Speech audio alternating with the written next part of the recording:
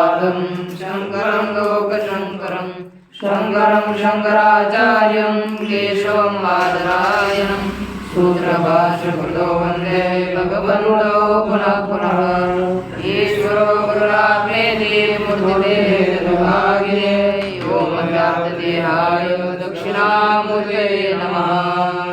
नूतनतिलधररुचे सूक्ष्मगुणितपदचौराय तस्मै कृष्णाय नमः। संस्मैर्वस्य बीजा श्री विश्वनाथ पंचानन भट्टाचार्य द्वारा विरचित न्याय सिद्धांत मुक्तावली का विचार करते हुए कल पृथ्वी, आग, तेज, वायु और मन इनका सादृश्य व सधर्म बताया, सादृश्य बताया, समान धर्म बताया गया। इसके पश्चात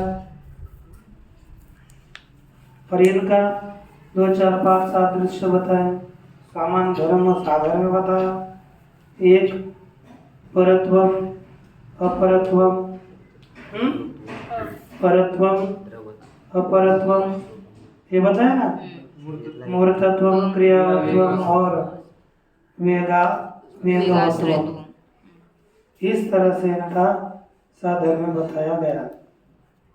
इसके पश्चात काल, आकाश, आत्मा और दिशा इनका, क्योंकि ये चारों भी व्यापक है, चार ही बचते हैं, उनका साधर्म बता रहे हैं। तो बोलिए कालकात्म दिशां सर्व गतत्वं परमं वः क्षेत्यादि पंचभूतानि चत्वारि स्पर्शवन्ति। काल, ख माने आकाश, आत्मा और दिशा, इनका साधर्म क्या है? सर्वगतत्वम। क्या साधर्म है? कालकात्म दिशा सर्वगतत्वम साधर्म्यम। इनका सर्वगतत्व यही साधर्म है। क्या साधर्म है? सर्वगतत्व, यह साधर्म बताया। पर ठीक है ना, सर्वगतत्वम साधर्म्यम, व्यापकत्व उसको कहेंगे। सभी सर्वगत है और व्यापक है। उसके बाद दिया परमम महत्, दूसरा साधर्म हो गया परम महत्व। इनमें कौन सा दूसरा साधर्म है? परम महत्व। 2 साधर्म हो गए चारों के, सर्वगतत्व और परम महत्व, इनका साधर्म्य हुआ। इसके बाद पृथ्वी, अब तेज, वायु, आकाश, इनका क्या साधर्म है? तो कहा क्षित्यादि पंचभूतानि, क्षिति इत्यादि 5 भूत है, तो इनका भूतत्वम साधर्म्य। क्या है? भूतत्व। क्षिति इत्यादि 5 का भूतत्व यह साधर्म्य है, यह बताया। ठीक ना? अच्छा, और 4 पृथ्वी, अब तेज, वायु, जो 4 है ना, उन चारों का बता रहे हैं स्पर्शवंती, अर्थात स्पर्शवत्वम साधर्म। उनका क्या साधर्म है? स्पर्शवत्व साधर्म है ना। पृथ्वी आदि 5 का क्या साधर्म है? भूतत्व। 4 का स्पर्शवत्व। आकाश, काल आदि 4 का सर्वगतत्व और परमत्व, यह बताया। इसी का एक कथन टीका में कर रहे हैं। देखिए कालेति,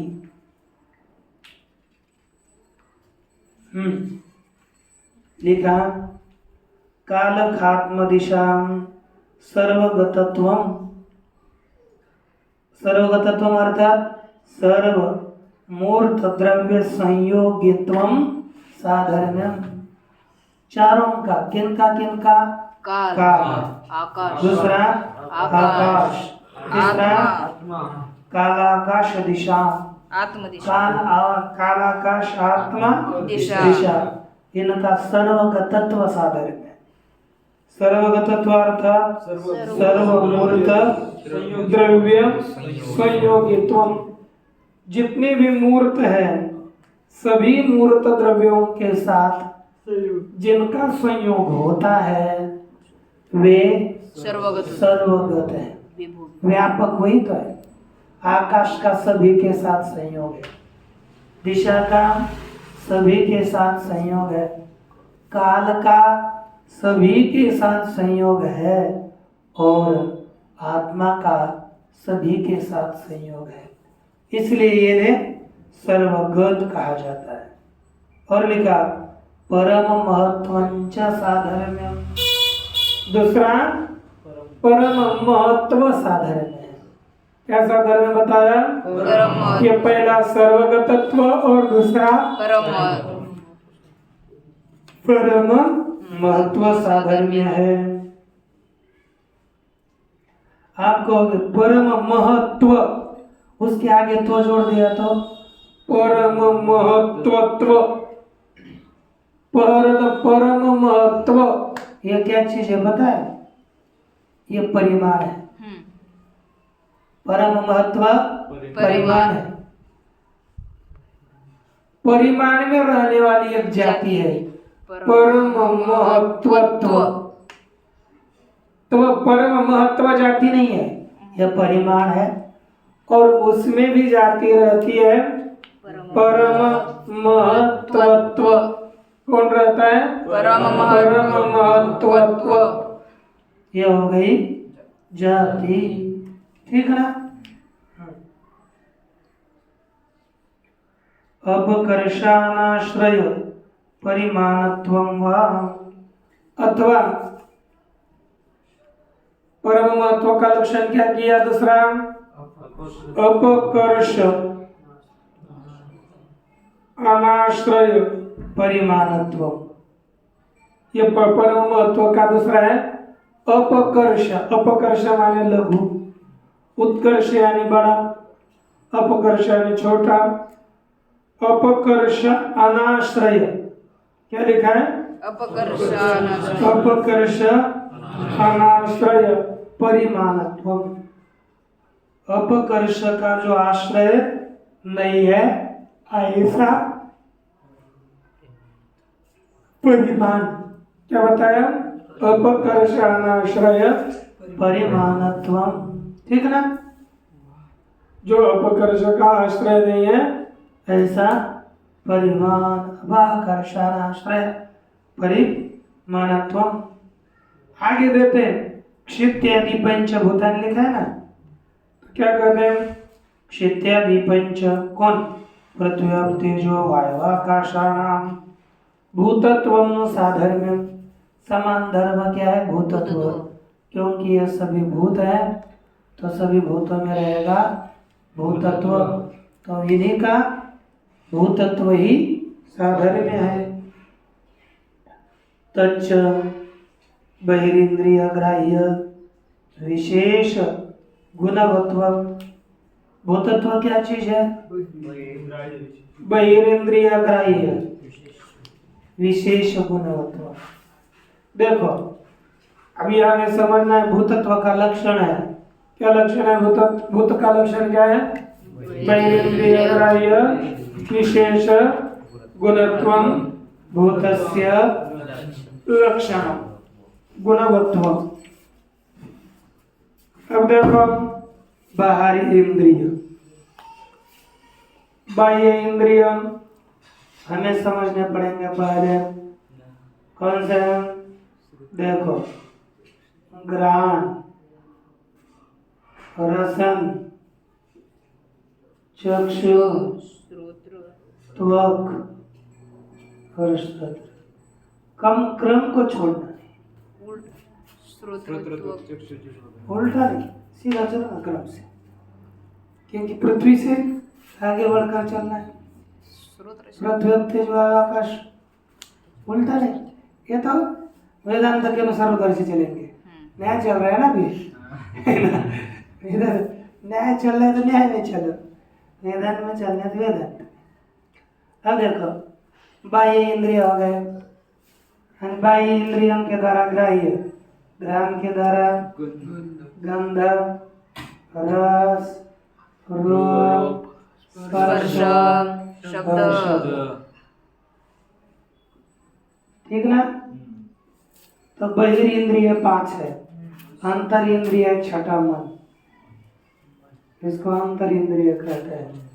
तो बहिर्इंद्रिय ग्राह्य विशेष गुण, ये 5 हो गए, है ना? विशेष गुण वाले कौन होगा? गंध वाले पृथ्वी, जल, तेज, वायु, आकाश, है कि नहीं? बहिर्इंद्रिय ग्राह्य, बहिर्इंद्रिय 5, बहिर्इंद्रियों के द्वारा ग्राह्य कौन हो गए? विशेष गुण, ये 5। उसके वाहन गुणवान हो गए, ये जलादि 5, गुणवत्व जाएगा इन्हीं 5 हो गए। तो बहिर्इंद्रिय ग्राह्य विशेष गुणवत्ता, गुण वाले होना, यही भूतों का लक्षण है, दूसरा नहीं। ठीक ना? इसलिए ये समझिए तच्च माने वह भूतत्व क्या चीज है? बहिर्इंद्रिय ग्राह्य विशेष गुणवत्वम। अच्छा, अब ये ग्राह्य पद आ गया, बहिर्इंद्रिय ग्राह्य विशेष गुणवत्वम दिया ना, तो इसमें ग्राह्यत्व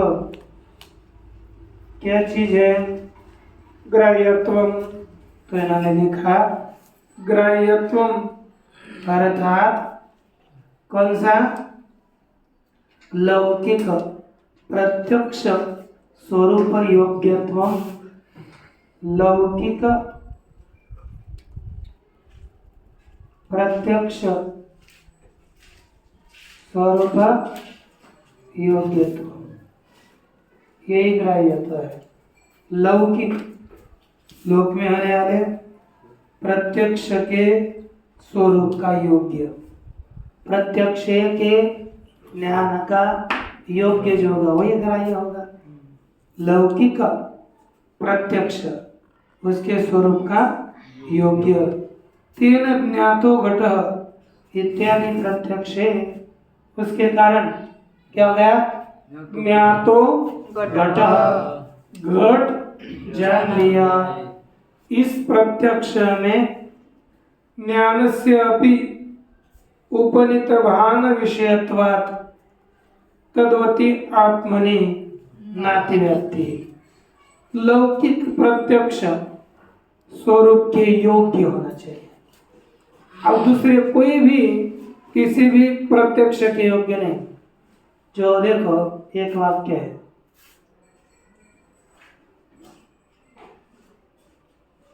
ज्ञातो घट,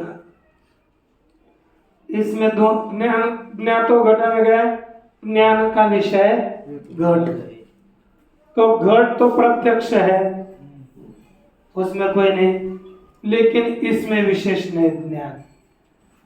कौन है?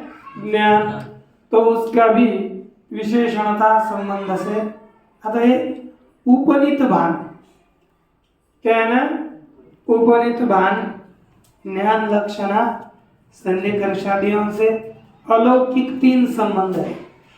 जैसे लौकिक 6 संबंध है, वैसे ही अलौकिक 3 संबंध है।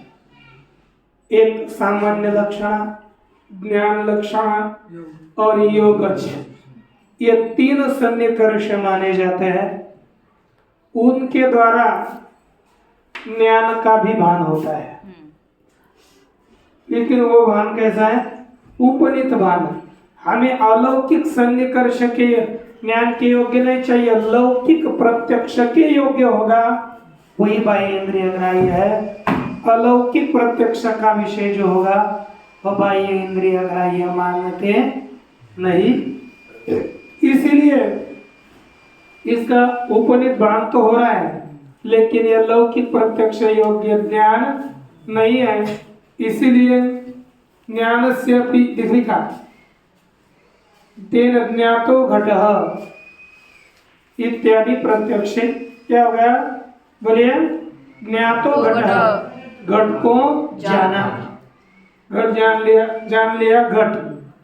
इस प्रत्यक्ष में ज्ञान से अपि उपनीत भान विषयत्वात्, ज्ञान किसके भान का विषय है, उपनीत भान का विषय है।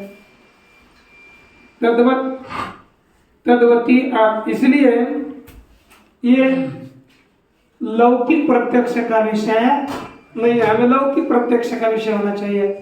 इसलिए यहाँ पर ज्ञान को हम ग्रहण नहीं कर सकते। बाह्य इंद्रिय ग्रहण माने लौकिक प्रत्यक्ष का विषय, यह अलौकिक प्रत्यक्ष का विषय नहीं लेना। इसलिए वो प्रत्यक्ष का विषय ज्ञान, ज्ञान वाला आत्मा है, तो लक्षण आत्मा में जाने पर भी कोई दोष नहीं होगा, अतिव्याप्ति नहीं होगी, क्योंकि हमें बाह्य प्रत्यक्ष का विषय इससे लौकिक प्रत्यक्ष का विषय यही लेना है, अलौकिक प्रत्यक्ष का विषय नहीं लेना, ये समझना है। अथवा और कहते हैं नवा प्रत्यक्ष आदि विषय रूपादि मति। देखो प्रत्यक्ष का अविषय कौन हो गया, परमाणु। परमाणु का रूप प्रत्यक्ष का विषय होता है नहीं। समझो, गंध परमाणु में भी रहता है, पृथ्वी तो ग्रहण के द्वारा गंध का प्रत्यक्ष नहीं होता। फिर गंध वाला कौन हो गया, परमाणु। तो परमाणु में लक्षण बहिरेंद्रिय ग्राह्य गुणवत्व नहीं गया ना, तो परमाणु में लक्षण नहीं गया, तो उसमें क्या होगी, अव्याप्ति। क्या होगी, अव्याप्ति।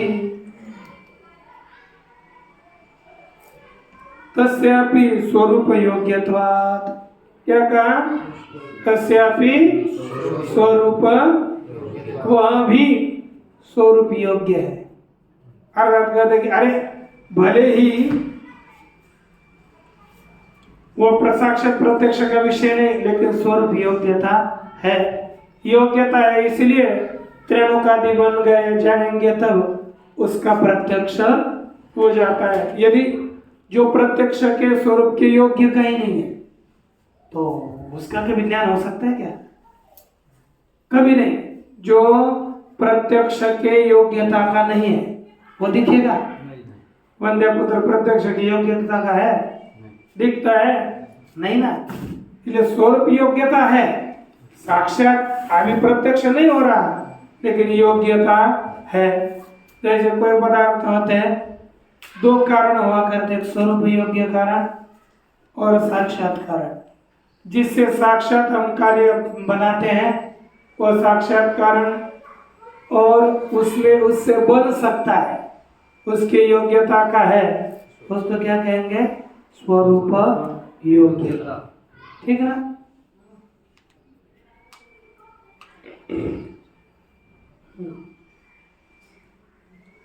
तस्यापि स्वरूप योग्यत्वात्, कहते परमाणु में भी स्वरूप योग्यता है, तभी उसका प्रत्यक्ष होता है। दूसरा महत्व लक्षणांतरा सन्निधानाचन प्रत्यक्ष। फिर परमाणु का प्रत्यक्ष क्यों नहीं होता, स्वरूप योग्यता है तो कभी ना कभी तो प्रत्यक्ष होना चाहिए। तो कहते हैं महत्व लक्षण, दूसरा प्रत्यक्ष का कारण है महत्व। तो महत्व रूपी दूसरे कारण का असन्निधान होने से परमाणु का प्रत्यक्ष, क्योंकि कभी भी प्रत्यक्ष होगा जहां पर महत्व रहेगा। ऐसे महत्व वाले कारण का ही प्रत्यक्ष, कार्य का प्रत्यक्ष होता है, अन्य का प्रत्यक्ष नहीं होता। अथवा आत्मावृत्ति विशेषणत्वं तत्वं, भूत का लक्षण क्या करेंगे, आत्मा अवृत्ति विशेषणत्व। विशेष गुणवत्तों का है। आत्मा में न रहने वाले विशेष गुण वाले होते हुए भूत होते हैं। भूत विशेष गुण किस में रहते हैं जानते हो? पृथ्वी आप तेज वायु आकाश और आत्मा। किस में विशेष गुण रहते हैं? पृथ्वी आप तेज वायु आकाश और आत्मा। तो उसमें आत्मा में न रहने वाले विशेष गुण किस में रहेंगे? पृथ्वी आप तेज वायु आकाश। ये तो विशेष गुण इन 6 में रहते हैं। तो इतना का नाम है आत्मा में न रहने वाले विशेष गुण वाला। तो कौन हो जाएगा? आत्मा में न रहने वाले विशेष गुण वाला कौन होगा? आकाश आदि 5, पृथ्वी आदि 5 है कि नहीं? आत्मा में न रहने वाले विशेष गुण 15 रूप रस गंध स्पर्श, ये गंध रस रूप स्पर्श शब्द, और उसके वाले हो जाएंगे पृथ्वी तेज वायु आकाश। इसलिए अंतिम कहना है यहाँ पर आत्मा अवृत्ति विशेष गुणवत्वम। क्या हो गया बोलिए? आत्मा वृत्ति, बोलिए क्या हो गया? आत्मा वृत्ति कस्य लक्षणम? भूतस्य लक्षणम। बोलिए आत्मा वृत्ति विशेष गुणवत्वम। वो गुणत्वम में गुणवत्वम। बोलिए हो गया ना? ये भूत का लक्षण किया तो इस तरह भूतों का लक्षण संपन्न हुआ। अब हम द्रव्यारंभ चतुर्थ अथाकाश शरीराम अव्याप्य वृत्ति क्षण को विशेष गुण ईश्वर है। थोड़ा श्लोक पता रहता है कितना। तो क्या लिखा है? द्रव्यारंभ चतुर्थ, चारों में द्रव्य का आरंभ होता है। चारों में माने पृथ्वी आप तेज वायु, उनसे ही दूसरे द्रव्य निर्माण होते हैं। तो बोलिए द्रव्यारंभ चतुर्दश आकाश शरीराम अव्याप्य वृत्ति क्षणिको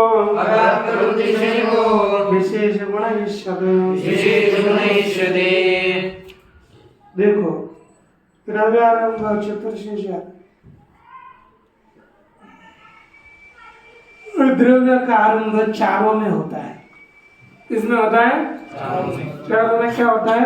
द्रव्य का अर्थात पृथ्वी आप तेज वायु आकाश के परमाणु, वायु के ही परमाणु होते हैं, उससे दूसरे द्रव्य का आरंभ होता है।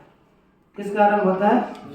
दूसरे द्रव्य का। अर्थात द्योलोक से त्रैलोक से चतुर्लोक इत्यादि बढ़ते रहते हैं। इसलिए द्रव्य का आरंभ करने वाला 4 ही हो गए। तो द्रव्यारंभकत्वम पृथ्वी आप तेज वायु नाम साधर्म्य। क्या साधर्म्य होगा? बोलिए पृथ्वी आप तेज वायु नाम द्रव्यारंभकत्वम साधर्म्यम। शांत से अच्छा बोलो। पृथ्वी आप तेजो वायु नाम